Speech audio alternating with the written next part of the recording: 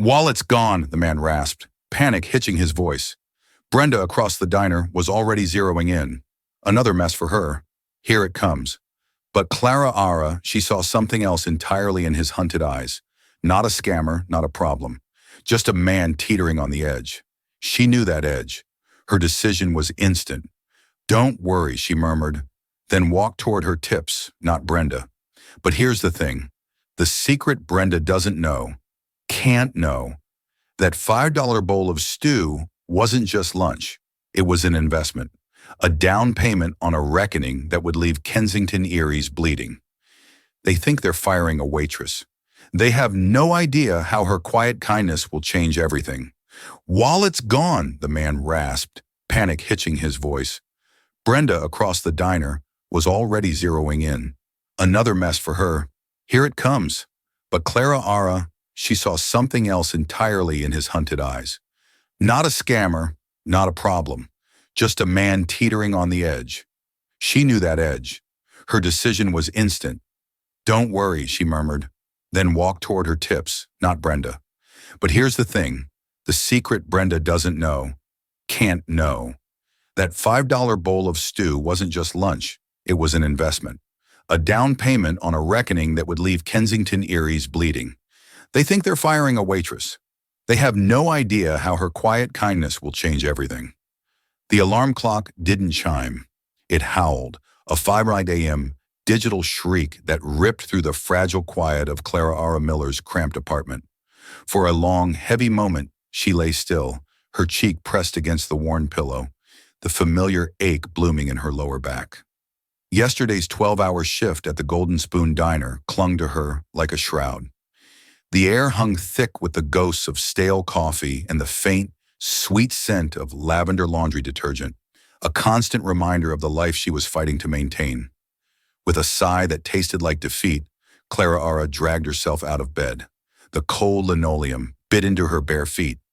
In the next room, Leo coughed, a dry, rattling sound that always twisted her insides into knots. His asthma was a constant, unwelcome guest, its visits dictated by the whims of Chicago's polluted air and the cruel lottery of genetics. The brand-new nebulizer, a stark white monument to their latest emergency room ordeal, sat sentinel on his bedside table, a tangible reminder of the mountain of debt she was slowly, desperately trying to climb. At 29, Clara Ara felt like she carried the weight of a century. The woman staring back from the bathroom mirror was a stranger, her bright, hopeful eyes now framed by the faint etchings of worry. Her blonde hair, once her pride, was perpetually pulled back into a severe functional ponytail. No time for vanity, not when survival was a full-time job. Clara Ara was a waitress at the Golden Spoon Diner, a relentlessly average establishment owned by the sprawling corporate behemoth that was Kensington Erie's. Inker's glamorous? Far from it, but it was a paycheck, a fragile lifeline that kept the rent paid, barely, and Leo's inhalers filled most of the time. The drab polyester uniform, a pale yellow dress that perpetually smelled of fryer oil no matter how many times she washed it, hung on a hook behind the door. As she buttoned it up, she ran through the grim litany of her day. Drop Leo at Mrs. Gable's. Please. Let him not cough too much, not today. Pray there's no traffic on the Kennedy. Remember Wednesday's soup special? Clam chowder, Brenda's favorite.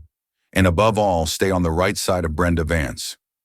Brenda, the diner's manager, was a force of nature, a human hybrid of steel, corporate policy, and burnt coffee. She ruled the Golden Spoon with a clipboard in one hand and a stopwatch in the other. To Brenda, customers weren't people. They were tickets. Employees weren't a team. They were units of labor.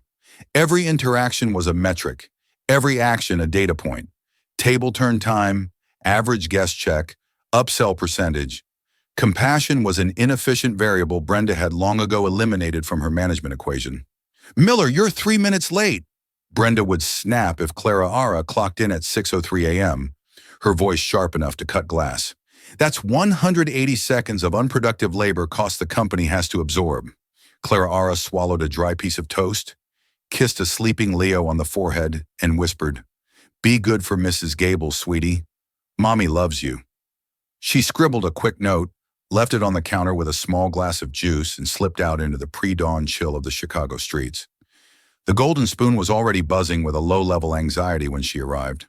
The cooks were slapping bacon on the griddle, the dishwashers were clattering stacks of plates, and the other morning shift waitresses were rushing around, their faces tight with a practiced, joyless urgency.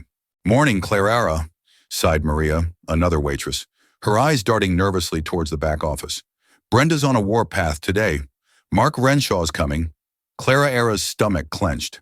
Mark Renshaw was the regional manager, a notorious corporate shark known for his surprise inspections and his ruthless habit of firing staff to streamline operations. His visits meant Brenda would be 10 times more demanding, scrutinizing every coffee pour, every crumb on the floor. "Great," Clara muttered, grabbing her apron. "Just what we need." The morning rush was a frenetic blur of shouted orders, clattering plates, and sloshing coffee. Clara moved with the practiced efficiency of a seasoned waitress, a smile plastered on her face. She was polite to the grumpy old man in booth 4 who always complained his coffee was too hot. She was patient with the table of indecisive tourists. She even managed a genuine laugh for Mr. Henderson, a regular who told the same stale joke every single day. Through it all, she felt Brenda's hawk-like gaze following her every move. She saw Brenda tap her watch when Clara spent an extra minute helping Mr. Henderson find his dropped glasses. She saw the slight frown when a child at one of her tables spilled a glass of water, forcing Clara to stop and clean it up. The unsaid message hung heavy in the air. Efficiency, Miller, efficiency. By midday, the initial rush had subsided into a manageable ebb. Clara finally had a moment to breathe, leaning against the service counter and rubbing her aching feet. Her tips so far were meager, barely enough to cover Mrs. Gable and a few essential groceries. A quick mental calculation confirmed her worst fear. After those expenses, there would be almost nothing left for Leo's new prescription. The anxiety, never far from the surface, began to bubble up again, a cold, unwelcome tide. She had to make more.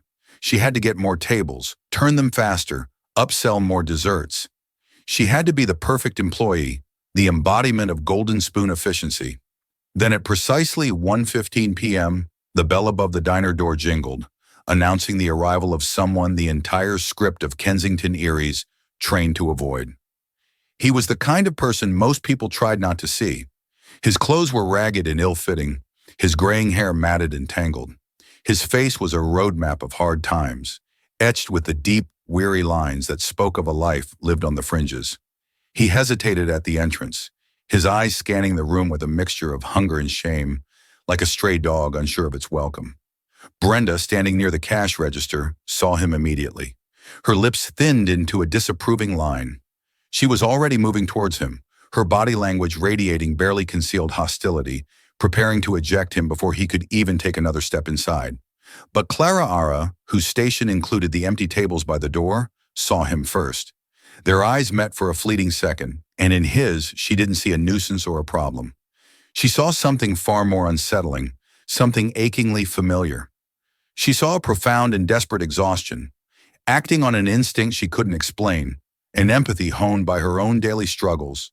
She picked up a menu, stepped in front of a glaring Brenda, and gave the man a small, gentle smile. "Table 7, she asked, her voice soft, offering him the same common courtesy she gave everyone else, and that Brenda was now primed to deny. The man looked surprised, then nodded slowly. Brenda stopped dead in her tracks, her face a mask of barely suppressed fury. The battle lines had just been drawn at table 7, and Clara had no idea she was fighting for a man who held the entire world in his hands. He slid into the cracked vinyl booth, moving with a stiff awkwardness, as if every muscle ached. He hunched over the menu Clara handed him, though he didn't seem to be reading it. His gaze was distant, lost in some private landscape of hardship. His hands trembled slightly as he folded and unfolded the corner of the laminated page, a nervous tick that betrayed his inner turmoil. From across the room, Clara could feel Brenda's stare burning into her back. Seating him was a deliberate act of defiance, a subtle rebellion against the cold, dehumanizing policies of Kensington Erie's, and they both knew it. Clara approached the table, notepad in hand. "Can I get you something to drink to start?" Coffee's fresh. The man looked up, startled. His eyes, she noticed, were a surprisingly clear, intelligent blue, though clouded with weariness. Just, just water, please. Thank you. His voice was raspy, unused, as if he hadn't spoken much lately. When she returned with the water, he still hadn't opened the menu. He was staring out the window, watching the city rush by, a solitary island of quiet desperation in the bustling diner. Have you decided what you'd like? Clara Ara asked gently, trying to keep her tone professional, despite the prickling sensation of Brenda's gaze on her back. He flinched slightly as if startled from a deep thought. Oh, He looked down at the menu, then back at her, a deep flush of shame coloring his weathered cheeks. What's the cheapest thing you've got that's filling? He mumbled, his eyes fixed on the table. Clara Ara's heart broke a little. She'd heard that question before, in different forms, whispered across tables by single mothers trying to feed 2 kids on $10, by students huddled over laptops trying to make 1 coffee last for 4 hours of free Wi-Fi. The sunrise special is our best value, she said, pointing to the all-day breakfast section. 2 eggs, bacon, toast, and hash browns. It's $10 or, she leaned in a little, lowering her voice. The kitchen staff made a big batch of beef stew for their own lunch. It's not on the menu, but it's hearty. I can get you a big bowl of that for $5. Comes with bread. His head shot up, his blue eyes wide with a mixture of surprise and gratitude. The stew, he said, his voice cracking slightly. Yes, please, thank you. As Clara Ara walked to the kitchen to place the order, she felt a renewed sense of purpose. She thought, this was why she'd gotten into the service industry in the first place years ago, before life had worn her down and corporate greed had started sucking the soul out of everything. It was about the simple human act of feeding someone, of offering a moment of comfort and care in a world that often felt cold and indifferent. The man, who had mumbled his name as Art, ate the stew with a slow, deliberate hunger that suggested he was savoring every single bite. He didn't wolf it down like a starving animal. He ate with a quiet dignity that seemed at odds with his disheveled appearance. He cleaned the bowl with the piece of bread, his movements methodical, almost reverent. Clara Ara kept his water glass full, checking on him as she would any other customer, despite Brenda's increasingly obvious glares and pointed gestures towards the other, more profitable tables in her section. She was racking up more demerits with every passing minute. Art was a silent customer. He didn't complain, didn't ask for anything, but he watched. Clara Ara didn't know it, but he was watching everything. He watched her patiently explain the menu to an elderly couple who couldn't read the small print. He saw her slip a handful of crayons and a coloring page to a restless toddler, earning a grateful smile from the frazzled mother. He saw her expertly juggle 6 plates on her arm, her movements efficient and graceful, despite her obvious fatigue. He saw her coworker Maria drop a tray of glasses, and he watched as Clara Ara was the first one there, not with a complaint, but with a quiet, "Don't worry, I've got it," as she helped pick up the shards of broken glass. Most of all, he noticed the interactions with Brenda. He saw the manager reprimand Clara Ara in hushed, angry tones for spending too long at his table. "Your job is to maximize turnover, Miller, not run a charity. That booth has been occupied for 45 minutes for a $5 sale." "Unacceptable." Clara Ara simply nodded, her face impassive, and said, "Yes, Brenda." When Art had finished, he sat for a long time, just nursing his glass of water. Finally, he signaled for the check. Clara Ara brought it over with a small, encouraging smile. "No rush at all," she said. He nodded and reached into the pockets of his worn jacket. He patted his front pockets, then his back pockets. A look of confusion crossed his face, which quickly morphed into stark, raw panic. He started searching more frantically, his breathing becoming shallow and ragged. "Is everything all right?" Clara Ara asked, her smile fading into genuine concern. "My wallet," he stammered, his eyes wide with fear. "It's gone. It must have been stolen on the bus. I don't have any money. I can't pay." He looked utterly mortified, his face pale under his weathered skin. He started to rise, as if to flee. "I'm so sorry. This was the moment of truth, the inevitable collision between compassion and corporate policy. Company guidelines were crystal clear, drilled into them by Brenda and reinforced in every training manual issued by Kensington Erie's headquarters. If a customer cannot pay, do not engage. Do not make a scene. You signal the manager immediately. Brenda would then call security or the police, depending on the situation. It was a zero-tolerance policy designed to prevent theft and protect the company's assets. Clara Ara looked at the terrified man in front of her. Then she glanced across the diner at Brenda, who was already watching them. Her eyes narrowed with suspicion. She knew what she was supposed to do.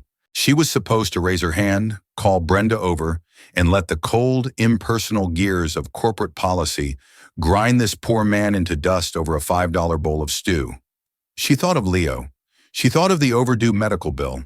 She thought of her precarious financial situation and how desperately she needed this job. Losing it would be catastrophic. Then she looked back at Art, at the sheer, soul-crushing humiliation in his eyes. And in that moment, her own struggles didn't make her harder. They made her softer. She understood desperation. She understood what it felt like to be one unlucky break away from complete and utter disaster. Making a split-second decision that would irrevocably alter the course of her life, she gave him a reassuring look and placed a hand gently on his arm. "Don't worry about it," she whispered, her voice barely audible, betraying the fear simmering in her heart. "Stay here. Please don't move." Before the man could protest, she walked away from the table, not towards Brenda, but towards the small hidden pocket in her apron, where she kept her day's tips. Clara Ara's heart hammered against her ribs, a frantic drumbeat against the silence of her conscience.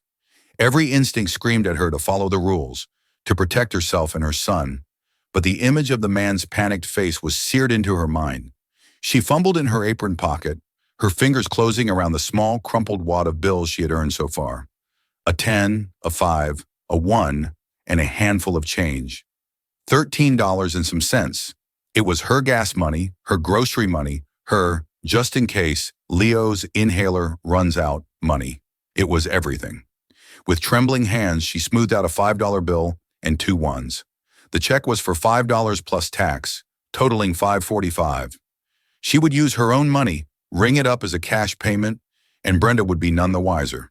The man could leave without the humiliation of a police escort, and she could keep the job she so desperately needed. It felt like a simple, elegant, and compassionate solution.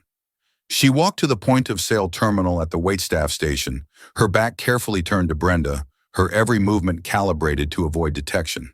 She quickly typed in the table number and selected the cash payment option. Her hands were sweating as she opened the cash drawer to deposit the money. "What are you doing, Miller?" The voice was ice cold, delivered from right behind her, close enough to raise the hairs on the back of her neck. Clara Ara froze, her hand still inside the cash drawer. She slowly turned to face Brenda Vance. The manager's face was a thunderous mask, her eyes narrowed to menacing slits. I was just cashing out table 7, Clara Ara stammered, trying to sound casual, praying that Brenda hadn't seen. "With what money?" Brenda's voice was dangerously low, barely a whisper, but laced with a venomous intensity that made Clara Ara's blood run cold. "I've been watching you. That man told you he couldn't pay. I saw it on his face. And you did not signal for a manager, as per protocol." Clara Ara's mind raced, desperately searching for a plausible explanation. "He found the money. It was in a different pocket." It was a weak lie, and it crumbled instantly under Brenda's unwavering, predatory gaze. "Open your hand," Brenda commanded, her voice hard and implacable. Clara Ara hesitated, fear knotting her stomach. "Brenda, it's really—" "Miller, open your hand, or I'll have security do it for you." Defeated, Clara Ara opened her hand, revealing her crumpled bills, a meager offering in the face of Brenda's corporate wrath. Brenda's eyes flickered from the money in Clara Ara's palm to the cash drawer and back again. A slow, cruel smile of triumph spread across her face, revealing the yellowed edges of her teeth. This was the moment she had been waiting for. The smoking gun, the clear and undeniable breach of company policy that would finally justify her long-held animosity toward Clara. "So this is how it is," Brenda said, her voice now rising in volume, attracting the attention of nearby staff and customers. You are using your own funds to pay for a customer's meal, an unauthorized transaction, a flagrant violation of Kensington Erie's policy. 7B, subsection 4, employee funds shall not be commingled with company revenue or used to settle a customer's bill under any circumstances. She recited the rule like a zealous priest quoting scripture, her eyes gleaming with self-righteousness. The diner was growing eerily quiet. The clatter of cutlery and the low hum of conversation began to fade as people turned to watch the unfolding drama, their faces a mixture of morbid curiosity and thinly veiled judgment. At table 7, Art looked on, his face a mask of horror and disbelief. He started to get up, to say something, to somehow intervene, but a subtle shake of Clara Ara's head begged him to stay put. Intervening now would only make things worse, for both of them. He was hungry, Brenda, Clara Ara pleaded, her voice a desperate whisper, laced with the raw fear of a cornered animal. He didn't have any money. It was $5. What was I supposed to do? Call the cops on him for a bowl of stew? You were supposed to follow procedure, Brenda snapped, her voice now a full-blown declaration for the entire room to hear. Procedures exist for a reason, to protect this business. What happens next time, Miller? Do you give away a steak dinner? Do you start emptying the register for every sob story that walks in that door? You are not just an employee, Miller. You are a liability. The humiliation was a physical force, pressing down on Clara Ara, stealing the air from her lungs, making it hard to breathe. Her cheeks burned with shame. She could feel the pitying stares from her co-workers and the curious, judgmental gazes from the customers, each look a tiny dagger twisting in her heart. I paid for it, Clara Ara said, her voice trembling but defiant, clinging to a sliver of hope. The company didn't lose a single cent. In fact, you made a profit on the stew. It was the wrong thing to say, a fatal error in judgment. Brenda's face contorted with undisguised rage. This isn't about one bowl of stew, Miller. It's about authority. It's about discipline. It's about the precedent you are setting. You have undermined my authority and willfully disregarded corporate policy. You have proven that you cannot be trusted. Brenda took a step back, her posture rigid and official. She was no longer a diner manager. She was an executioner, delivering a verdict from on high. Clara Ara Miller, she announced, her voice ringing with a cold finality that chilled Clara Ara to the bone. As of this moment, your employment with Kensington Erie's is terminated. You are fired. The word hung in the air, sharp and brutal, severing the fragile threads of Clara Ara's livelihood with a single, merciless stroke. A collective gasp rippled through the diner. Maria had her hands over her mouth, her eyes wide with shock. Even the cooks had stopped working and were staring out from the kitchen pass-through, their faces etched with disbelief. Brenda, you can't, Clara Ara choked out, tears welling in her eyes. Please, my son, I need this job. You should have thought of your son before you decided to become a martyr for a vagrant, Brenda retorted coldly, her voice devoid of any empathy. Take off your apron. I'll have your final paycheck mailed to you. You have 5 minutes to collect your personal belongings from your locker. I will escort you out myself. Numbly, Clara Ara untied the strings of her apron. The cheap yellow fabric suddenly felt impossibly heavy, a tangible representation of the weight of her responsibilities. She folded it and placed it on the counter. The tears that she had been desperately holding back now streamed freely down her face, carving wet tracks through her makeup. She looked past Brenda, her gaze landing on table 7. Art was standing now, his face pale, his fists clenched at his sides. He looked like he wanted to speak, to scream, to tear the whole place down. But what could he do? He was a nobody, a homeless man who had inadvertently cost a kind woman her livelihood. Their eyes met one last time, and in his, she saw a look of profound, agonizing regret. As Brenda marched her toward the staff lockers, the oppressive silence of the diner was broken by the sound of a chair scraping back and a heavy, deliberate clatter. Someone had left a $20 bill on table 7, right next to the half-empty glass of water. But it was too late. The gears had been set in motion, and Clara Ara Miller, mother, waitress, and Good Samaritan, was now unemployed. The walk home was a blur. Clara Ara didn't remember the familiar route. the crack in the sidewalk on the corner of Elm and Third, the familiar rumble of the elevated train overhead. All she could feel was the phantom weight of the apron on her waist and the searing heat of humiliation on her cheeks. The city sounds were muffled, as if she were underwater, drowning in a sea of despair. When she reached her apartment building, the 3 flights of stairs felt like a mountain. Each step was a leaden weight, her legs trembling with a combination of exhaustion and shock. The key fumbled in the lock, her hands shaking too much to guide it home. Finally, the door clicked open, and she stepped into the suffocating silence of her empty apartment. For a moment, she just stood there in the small entryway, her purse sliding from her shoulder and landing on the floor with a soft thud. The reality of her situation crashed down on her with the force of a physical blow. Fired! The word echoed in the silent apartment, mocking her. Fired for a $5 bowl of stew. Fired for being kind. She sank onto her worn-out sofa, the springs groaning in protest beneath her. She didn't cry. The tears had run dry on the walk home, leaving behind a hollow, aching numbness.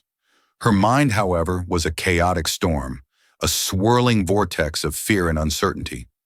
How was she going to pay rent next month? The landlord, Mr. Petro, was a stickler for rules and payments and had no patience. How would she afford Leo's medication? His new prescription was waiting at the pharmacy, its cost looming like a monster in the dark. What about food? The fridge was already looking bare, its shelves echoing the emptiness in her heart. Panic began to claw its way up her throat, a cold, sharp, suffocating sensation. She wrapped her arms around herself, trying to hold the pieces of her crumbling world together, but they slipped through her fingers like grains of sand. She was a good worker. She was never late. She covered shifts for others. She did everything that was asked of her and more. How could it all be undone by one small act of compassion? Her eyes fell on a framed photograph on the end table. It was of her and her late husband, David, taken 5 years ago on a rare trip to the lake. They were smiling, their faces bright with a future that had seemed so full of promise. David had been a chef, a man who believed that food was love. He would have been, she was a good worker. She was never late. She covered shifts for others. She did everything that was asked of her, and more. How could it all be undone by one small act of compassion? Her eyes fell on a framed photograph on the end table. It was of her and her late husband, David, taken 5 years ago on a rare trip to the lake. They were smiling, their faces bright with a future that had seemed so full of promise. David had been a chef, a man who believed that food was love. He would have been proud of what she did today. "You always feed a hungry man, Clara," he used to say. No questions asked. That's the first rule of the kitchen. David had also worked for a Kensington Erie's establishment, a more upscale bistro downtown. He'd been passionate, creative, a rising star in the kitchen. Then one night, he'd been fired. The official reason was unauthorized use of company inventory. He had made a beautiful birthday cake for a dishwasher whose family couldn't afford one, using a handful of flour, sugar, and eggs from the pantry. He was fired on the spot by a manager just like Brenda, a man who saw only inventory shrinkage, not a gesture of human decency. The dismissal had broken David's spirit. He struggled to find another job with that mark on his record. The stress, the shame, it led him down a dark path. A year later, he was gone, leaving Clara alone with a 2-year-old Leo and a mountain of grief. The bitter irony was not lost on her. The same corporation, with its same soulless, rigid policies, had now shattered her life just as it had shattered his. It was a cruel repeating pattern, a legacy of corporate indifference that had claimed her family twice. A wave of anger, hot and fierce, finally broke through the numbness. It wasn't just about her anymore. It was about David. It was about every little person ground up by the unfilling machinery of a giant company that valued rules over people. Getting up from the couch, she walked to Leo's room. He was still at Mrs. Gable's. She would have to call and tell her she couldn't afford to pay her for the rest of the week.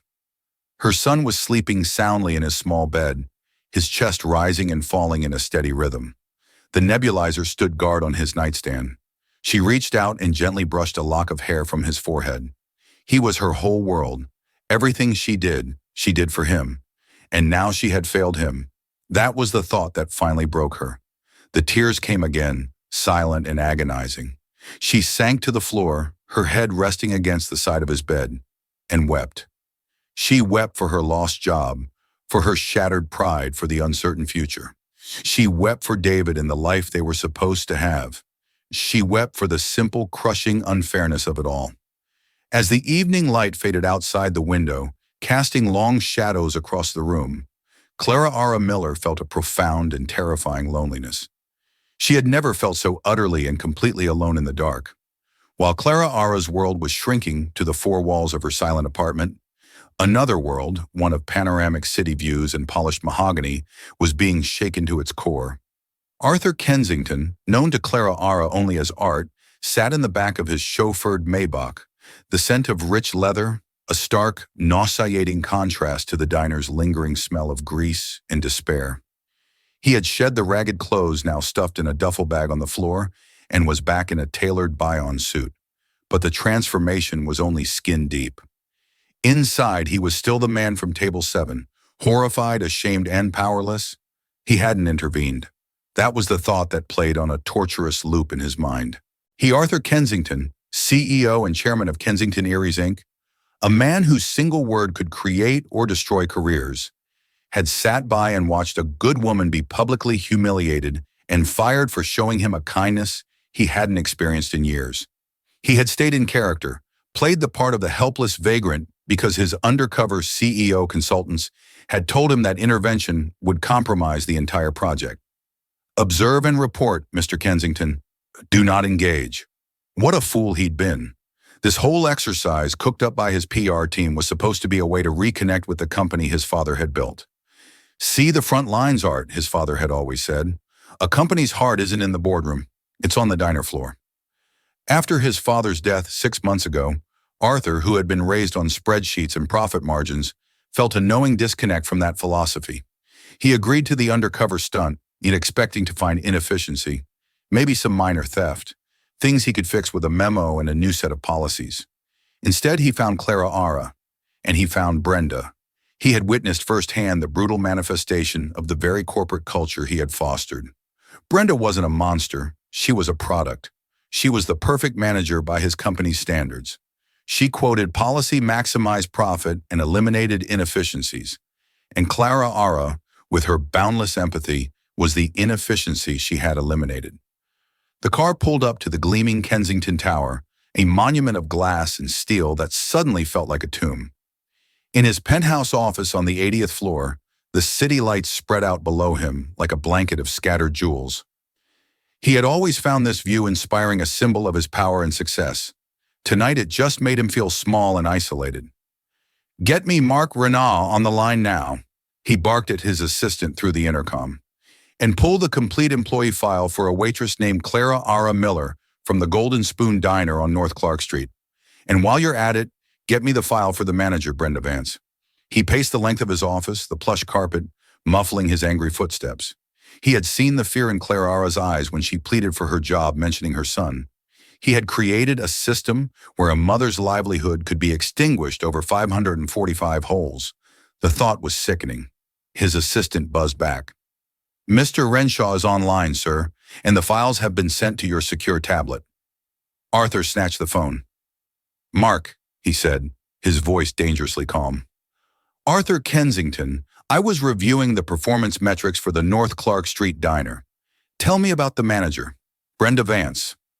Renshaw, clearly caught off guard by a direct call from the CEO, stammered for a moment. "Mr. Kensington, sir, Brenda Vance is an exemplary manager, a real bulldog. She has the highest profit margins in my district.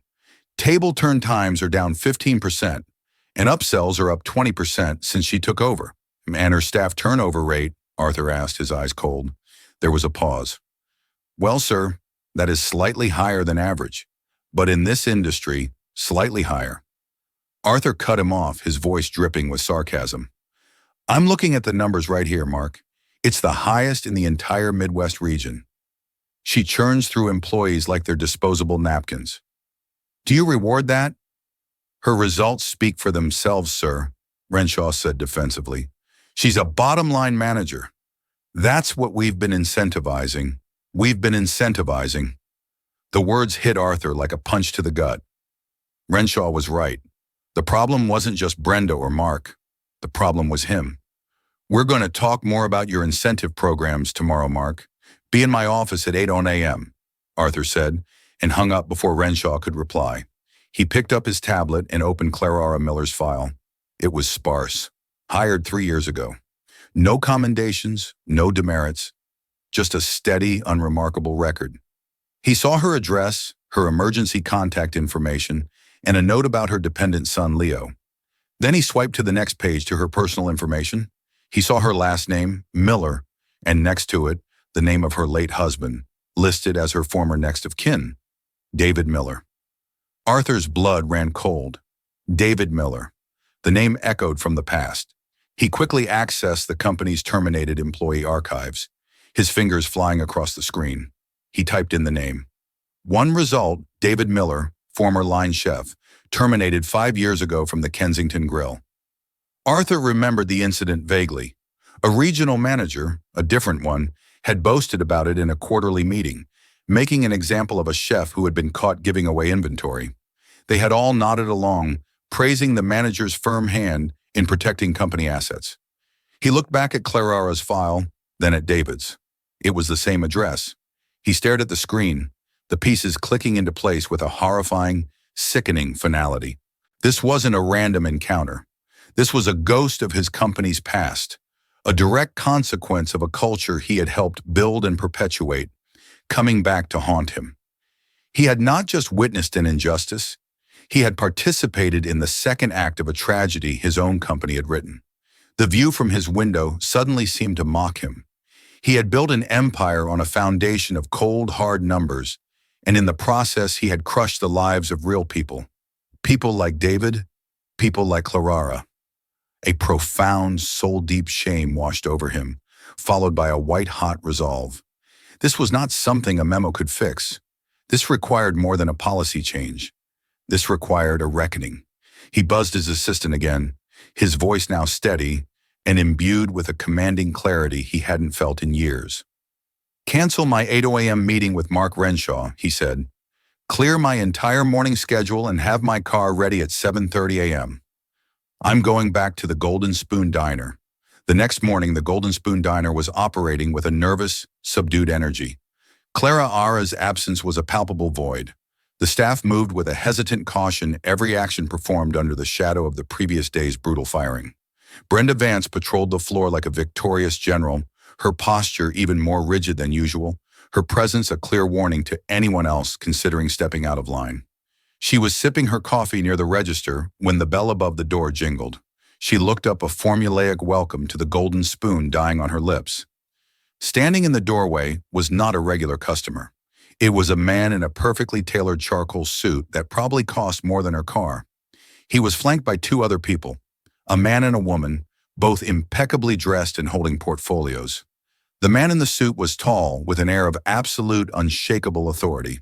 His clear blue eyes swept across the diner, taking in every detail. They were the same intelligent blue eyes Brenda had seen in The Ragged Vagrant the day before.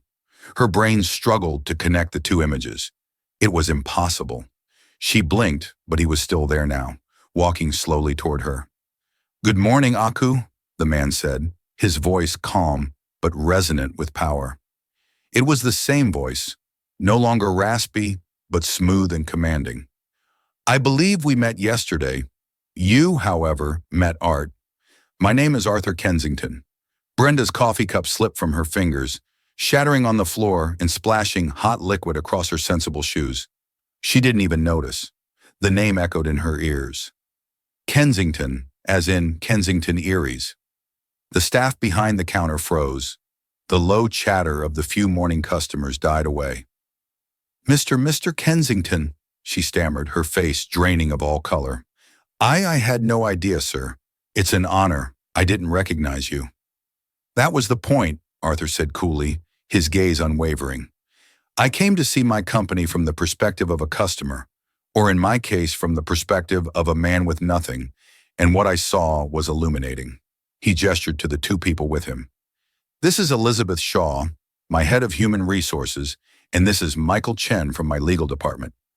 We're here to conduct an immediate and thorough operational review. He then turned his attention to the rest of the stunned staff. I would like to assure you all that your jobs are safe. We are here to fix what is broken, not to punish those who have been forced to work within a broken system. His gaze landed back on Brenda, and all warmth vanished from his eyes. I saw a manager who prioritizes policies over people, who values a $5 transaction over human dignity, and who fires a dedicated, compassionate employee without a moment's hesitation to enforce a soulless rule. Brenda was trembling now, her carefully constructed world collapsing around her. Sir, I was just following procedure. The company handbook. I am well aware of what the handbook says. Arthur interrupted, his voice sharp as glass. I signed off on it, and I have never been more ashamed of my own signature. You did exactly what the system I created taught you to do, and that is the problem. He turned to his HR head. Elizabeth, I want you to begin one-on-one interviews with every employee here. I want to know everything unfiltered, unedited. I want to know about their struggles, their fears, their ideas. Then he pulled out his personal phone. He scrolled through a contact and pressed call. He put it on speaker for Brenda to hear. After 2 rings, a weary, grief-stricken voice answered. Hello, Clara Ara. Clara Ara Miller? Arthur asked, his own voice softening considerably. There was a pause. Yes. Who is this? My name is Arthur Kensington. You? You helped me yesterday at the diner. I was the man at table 7. The silence on the other end of the line was heavy with confusion and disbelief. I don't understand. I know you don't, and I am so profoundly sorry for what happened to you. More sorry than I can possibly put into words. What you did was the kindest, most decent thing I have seen in a very long time, and you were punished for it. That ends today. He took a deep breath. Clara Ara, I need to ask you to come back to the diner right now. There's something we need to discuss in person. It's important. It's about your husband, David. At the mention of David's name, there was a sharp intake of breath on the other end of the line. Brenda's eyes went wide. She knew about David Miller's firing.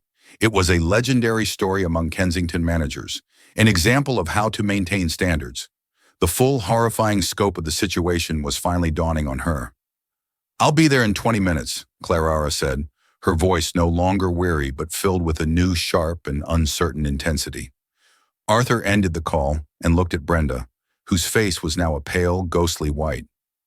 The woman you fired yesterday, Arthur said, his voice low and heavy with meaning, was the widow of a man our company already failed once.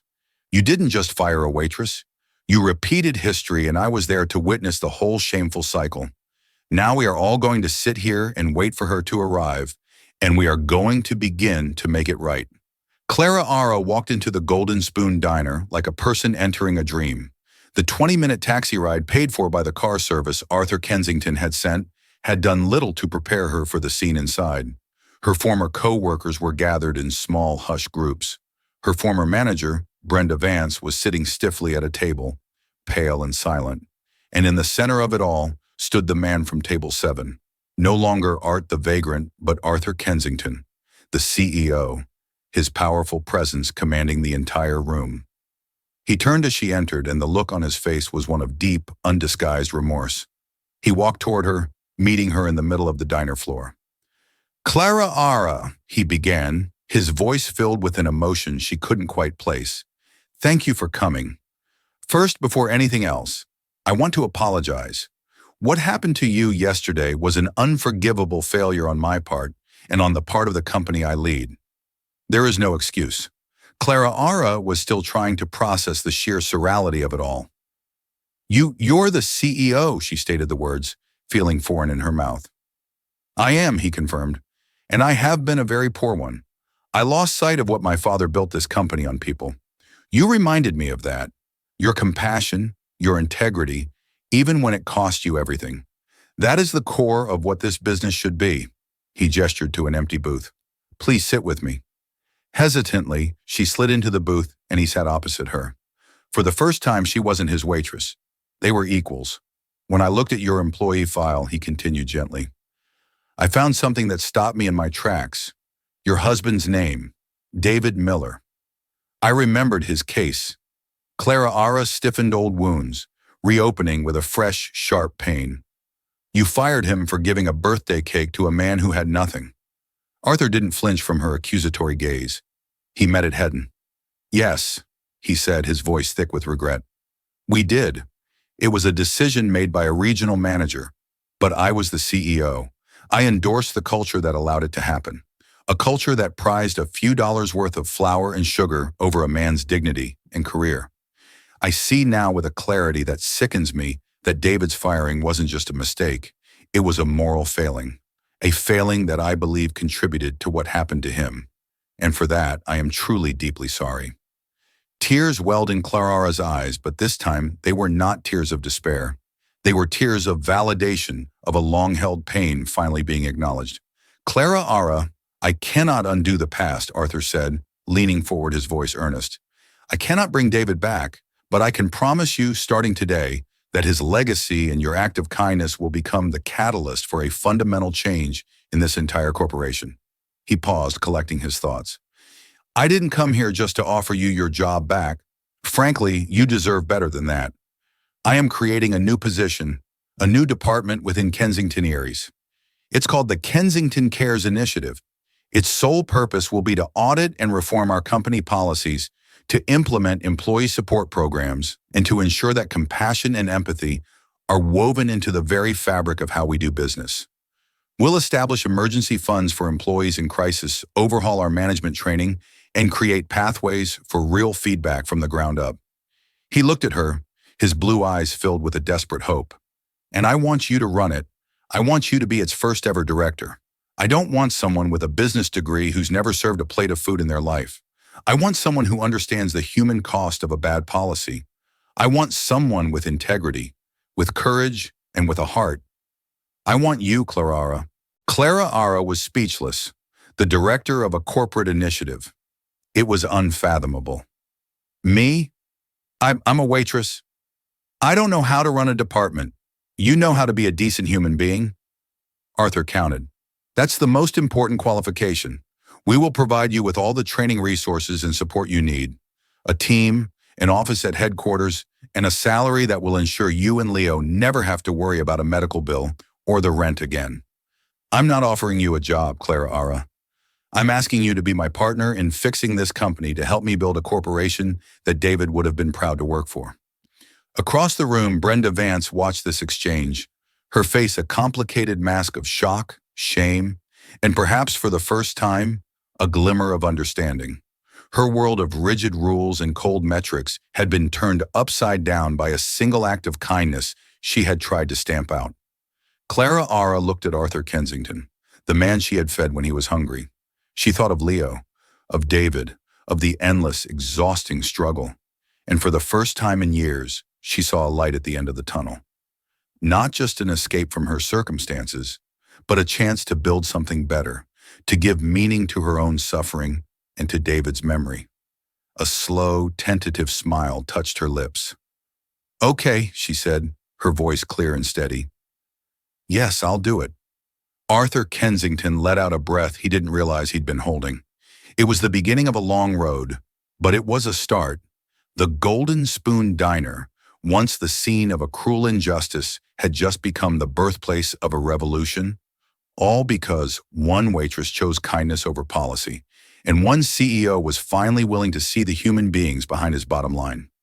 The story of Clara Ara Miller and Arthur Kensington isn't just about a job lost and a fortune gained. It's a powerful reminder that our true character is revealed not in how we follow the rules, but in how we treat each other, especially when no one is watching. Clara Ara's simple act of kindness, born from her own struggles, created a ripple that didn't just come back to her. It grew into a tidal wave of change that reformed an entire company. It proves that one person armed with empathy can be more powerful than the most rigid corporate policy. Her story teaches us that true strength lies in compassion and that sometimes the biggest risks lead to the most profound rewards. What seems like a thankless sacrifice could be the very thing that changes everything. If Clara Ara's incredible journey moved you, please give this video a thumbs up to spread the message of kindness. Don't forget to share it with someone who might need to hear it. And for more real-life stories that will inspire and amaze you, hit that subscribe button and turn on notifications.